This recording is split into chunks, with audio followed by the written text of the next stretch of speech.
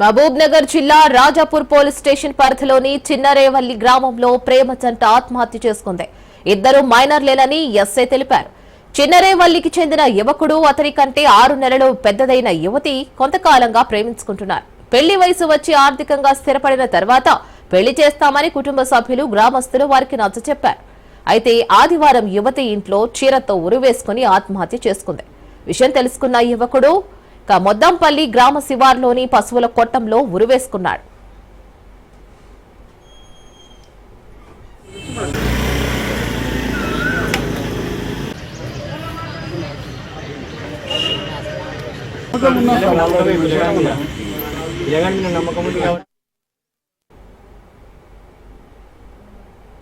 మా తమ్ముడు మా కాకా కొడుకు మా తమ్ముడు శివప్రసాద్ చనిపోయాడు. నిన్న సూసైడ్ వేసుకొని చనిపోయాడు.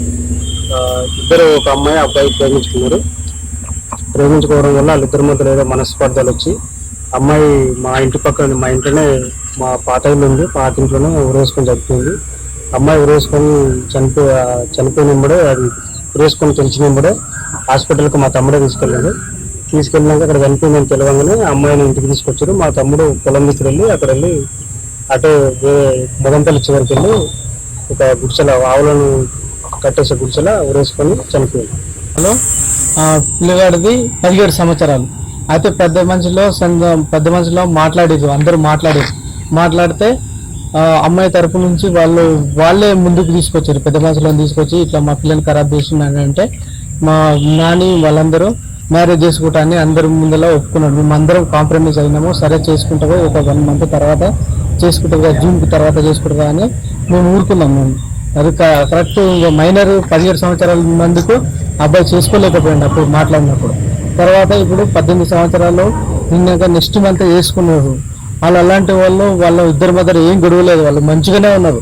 ప్రేమ జంట వాళ్ళు ఎన్నో సంవత్సరాల నుంచి కలిసి ఒక సంవత్సరం నుంచి ఎంతో ప్రేమగా వాళ్ళు మంచిగా ఉన్నారు. కానీ బట్ ఏం జరిగిందంటే మేము అందరం కాంప్రమైజ్ అయ్యాము, వాళ్ళు కాంప్రమైజ్ అయ్యారు. ఇదంతా సూసైడ్ కారణము ఆ పిల్ల వల్లనే మా అల్లుడు చచ్చిపోయింది. ఆ పిల్ల ఎందుకు చనిపోయిందో రీజన్ వాళ్ళ అమ్మ వాళ్ళ నాయనకి తెలియాలి. పంది రమేష్ నరసమ్మకు వాళ్ళిద్దరికి తెలియాలి రీజన్ మొత్తం. నాకు న్యాయం జరగాలని మేము కోరుకుంటున్నాం సార్. అంతే. గ్రామానికి సంబంధించిన ఎట్టి జంగయ్య కొడుకు ఎట్టి శివప్రసాద్ మరియు అదే గ్రామానికి చెందిన రమేష్ కుమార్ యొక్క కూతురు వర్షిత వీళ్ళు గత చాలా రోజుల నుంచి సుమారుగా 2 సంవత్సరాల నుంచి ఒకరికొకరు ప్రేమించుకోవడం జరిగింది. ఈ మధ్య కాలంలోనే వీళ్ళు ప్రేమించుకున్న విషయం వీళ్ళ తల్లిదండ్రులకు తెలవడంతో ఒకటే గ్రామము మరియు ఒకటే సామాజిక వర్గం చెందిన వాళ్ళు కాబట్టి పిల్ల తల్లిదండ్రులు మరియు పిల్లగాని తల్లిదండ్రులు అందరూ కలిసి పెద్ద మనుషుల సమక్షంలో కూర్చొని మాట్లాడుకోవడం జరిగింది.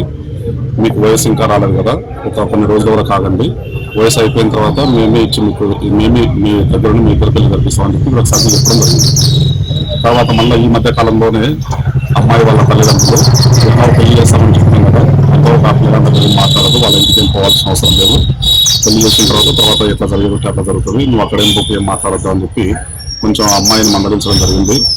అమ్మాయి కొంచెం మనస్తాపం చెంది నాకు వీళ్ళు పెళ్లి చేస్తారని చెప్పి ఇంతకుముందు మాట ఇచ్చిండ్రు, మళ్ళీ పెళ్లి చేస్తారో చేయరో అని చెప్పి అనుమానంతోన ఆ పక్కనే ఇంట్లో వాళ్ళ పాలెల ఇంట్లోకి వెళ్ళి ఆ ఇంట్లో ఎవరు ఉండరు ఆ ఇంట్లోకి వెళ్ళి శారీ తీసుకొని వేసుకోవడం జరిగింది.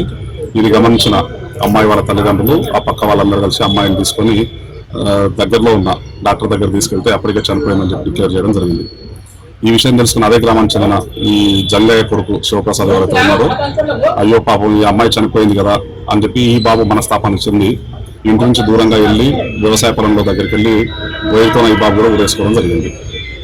నిన్న సాయంత్రం దీనికి సంబంధించి అబ్బాయికి సంబంధించి వాళ్ళ తల్లిదండ్రులు కంప్లైంట్ ఇవ్వడం జరిగింది. ఈరోజు శివ పరీక్ష అనంతరం వాళ్ళకి అప్పచెప్పడం జరుగుతుంది. ఈ రోజు అమ్మాయికి సంబంధించిన వాళ్ళ ఫాదర్ ఎవరైతే రమేష్ కుమార్ ఉన్నారో అతను పోలీస్ స్టేషన్కి వచ్చి ఈ రోజు అమ్మాయి మృతిపై దరఖాస్తు ఇవ్వడం జరిగింది. దరఖాస్తు తీసుకొని కేసు నమోదు చేసి దర్యాప్తు ప్రారంభించడం